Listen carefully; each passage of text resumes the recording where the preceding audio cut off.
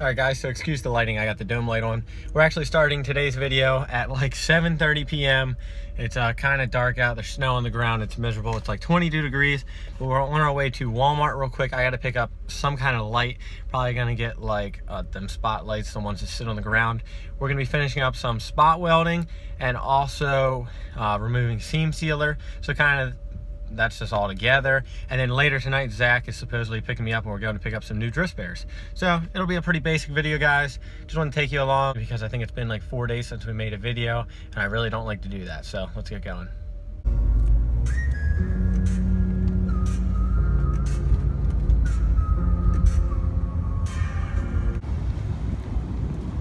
Out here at Walmart.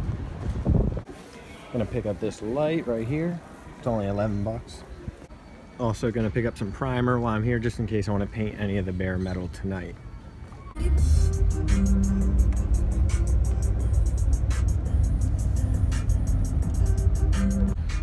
I always think it's funny, like vlogging in public, like you get, let me turn the light on for you guys. Like when you're vlogging in public or talking or anything, not necessarily vlogging, just making a video, holding a camera up in the air, like as a vlogger or a YouTuber, you get very used to it and it can be weird, but it's not like crazy weird. But the way people look at you, I swear to God, I'll never get over it. Like, it's so funny. People look at you like, I don't even know, like you're fucking retarded, like you're on Snapchat, I guess. That's what everyone probably thinks, you're taking a selfie, but I don't know, you get used to it, it's just funny. So I just got back from Walmart and that's the new light on the right and then the old light on the left. I went to Walmart because I thought that light was blown out, but my extension cord wasn't plugged in. So now I have two lights. Oh well, I needed this can of primer anyways. But yeah, I guess that's kind of funny. This new light is actually, seems to be a little better because the extension cord itself is actually a little longer. Jesus, this light is stuck. All right, so I'm gonna get this light picked up and I'll show you guys what I want to do. Okay, so the plan for today is to weld the back of the wheel wells. As you guys remember in last episode, I welded the front, which you can't see from right here. But basically, you got your seam seal. That little bit of rust right there doesn't really bother me, but what's funny is someone riveted it to patch it, and I'll show you in another video on the inside of the wheel weld. Probably just gonna cut it out because I got over fenders, but not too worried about it right now. This is the seam sealer. Basically take all that off up there. And then I'm gonna probably do this section too. And then go ahead and do that. Make sure this isn't too close to the gas tank. And I think it is. I think the gas tank's right behind that. So I'll definitely have to make sure the welder is on real low if I'm gonna do that. But I'm gonna do those wheel wells. And then you can see the shock tower on the top, which is right here connected to that piece of metal, which the shock tower is right there. I'm also going to tack weld that, but that doesn't have seam sealer, so I'm just going to scrape the paint off. I don't know if I'm going to do that today. I want to do this seam and there, but I feel like I want to take the suspension out first, but I have no clue. So I'll at least get all the seam sealer out. All right, so real quick, before you continue watching this video, for all my drifter viewers out there, the guys that actually drift, you know, go to the track, you know, just getting in the drifting, whatever. If you have experience with this, let me know in the comments below. Okay, so I'm gonna be getting an angle kit for the 240 eventually, obviously, but getting the engine, you know, all of it running first. I'm gonna either be getting a drift knuckles kit, basically lower control arms, you know, knuckles, tie rods, all that, like the normal, maybe rack spacers. And then I also have the option to get wise fab, of course. Also have the option to get the PBM kit. Pretty sure it's PBM, I don't know, they aren't, yeah, PBM. Anyways, so if any of you guys have had experience with any of those, you know, let me know, because if you've heard of Ackerman, basically, you know, it's your wheel, one wheel turning more than the other or something like that. If you guys know what Ackerman is, you'll understand. Let me know your experiences drifting with it and without it. I've drifted in a car without Ackerman, and it honestly didn't feel right. Like, it felt weird sliding. I don't know, just let me know your experiences in the comments below and what you guys prefer more. Honestly, I think I'm just gonna go for the knuckles and the lower control arms just because I kind of like the street car look. But let me know what you guys think and your experiences on both of those products. All right, so back to work. Got the drill, got the wire wheel, got to clean up the seam sealer. I'm actually gonna try to not get messy, so I'm gonna spin the wheel like really slowly. I don't feel like getting my clothes all dirty because I am not in work clothes by all means. But yeah, let's go ahead and get started. just finished up getting most of the seam sealer off, and I didn't show you guys in the last video, but this is the mess it makes. I mean, it's literally insane. It's everywhere, and I already vacuumed some out. So I'm gonna go ahead and vacuum the rest out. But as you can see them up there clean. These are really, really hard to get to.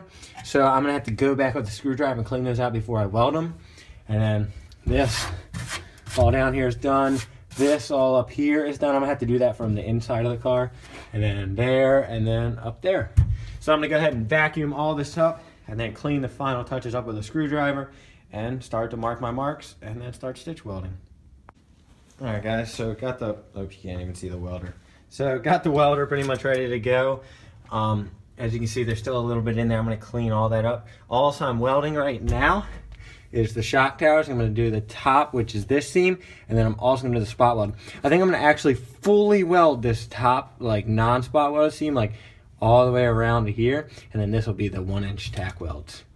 So yeah, we're gonna do both sides of that, see how that turns out, and then we'll start working our way all along this.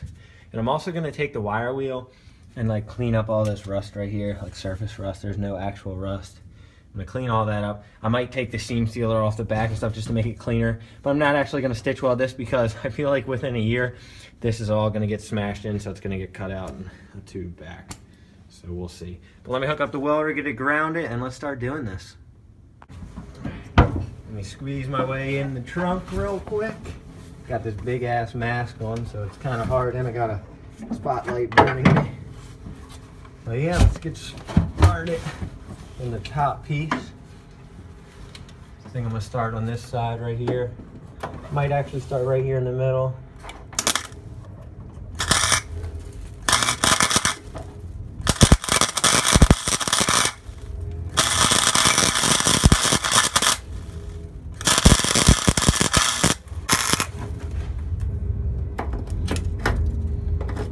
Oh, that's gross. I'm gonna have to come back and clean that up for sure. All right, so I just finished up, and as you can see all the stitch welds, I don't know why, but like the back was so much harder than the inside. I know there's less room and stuff, but for some reason, I don't know if I didn't have a good ground. I tried multiple places. It just didn't seem to be as good, and I didn't want to heat up a certain area too much at one time because the gas tank is right behind this. But as you can see, got the stitch welds all the way across. Oh, Zach's showing up. Got these ones, got the shock right there, and all along the side. So now I just gotta primer it. All right, guys, so it's all finished up. Zach's about to head over, and we're actually gonna go ahead and pick up the wheels. But as you can see, quick look, stitch welds all the way done. Also got the, where are they at? Shock tower done right there. Shock tower done back there. So yeah, it looks great. I just primered it just because I cleaned it off. I don't want any surface rust or anything. But yeah, guys, I'm proud of it. That's pretty much it for the stitch welding of the chassis of the car besides the engine bay. So we're getting very, very close to finishing up. Zach pulled up in the Chevy like I said earlier. We're going to get some drift spares. Found them cheap on Facebook today. Couldn't turn them down. All right, Zach wants to do a burnout.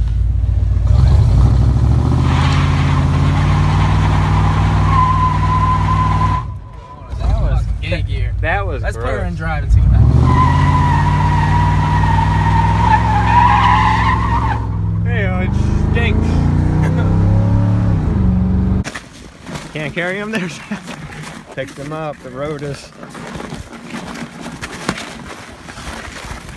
9.5s and 10.5s. Fresh. What kind of wheels are they again? They're actually Barstone. And Barstone. BS2s. Alright, so we're back at the garage. Figured we'd show you the wheels.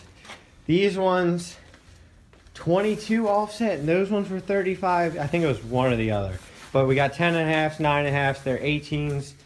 Three of them have great tires. Yeah, what's the That's size? a stretch 245 40. Damn. This is a 10.5. Yeah, it is. Yep. Same as the Eurolines. Oh yeah, if anyone wants work Eurolines, they are for sale, and I am willing to ship. I want 1,000, and depending on shipping and stuff, we can negotiate. But let me know.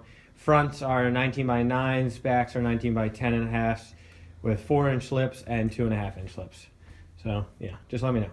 But those are the wheels, and they're just gonna be drift spares. All right, so we just picked up the wheels. They're Varstone VS2s or whatever. We're gonna end the video here. Me and Zach are going to get talk about. I'm so sorry for being so fucking dark. We're gonna ask you guys what colors you want to pick, but we only have 2 options here.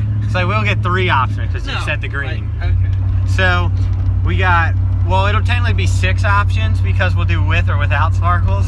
What? Okay, anyways, guys, so you can pick. I'm voting for hot pink, all right? Hot pink, I think, would be cool on a drift car. They're just drift spares, so they're gonna be thrown on for the street. We're either gonna do, we got hot pink, black with the sparkles that we did our dash bars with, and then also we were thinking, like, as you guys all probably saw the head garage color, like a green with sparkles. So let us know between those 3, I guess. Hot pink, black with sparkles, red with, you can't go with your E36, yeah. So black with sparkles, like a nice green with sparkles, or just bright ass hot pink with no sparkles. I vote for hot pink, but let us know in the comments. We'll catch you next time, guys. The stitch welding's almost done.